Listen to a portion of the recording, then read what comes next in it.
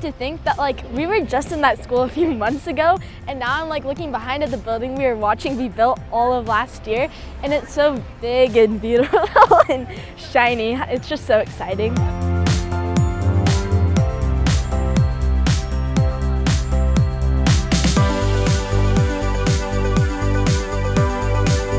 Today's a real special day.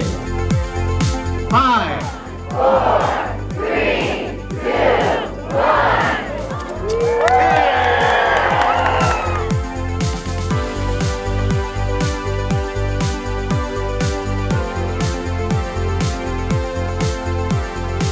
Last week, one of the teachers came up to me with some worry in her eyes, and she said it doesn't feel like home yet. And I said it might take us some time. The very next day, launch conferences happened, and she came back up to me, that same teacher, smiling and relaxed, and she said, "It's all okay now. The kids are here. I just needed the kids."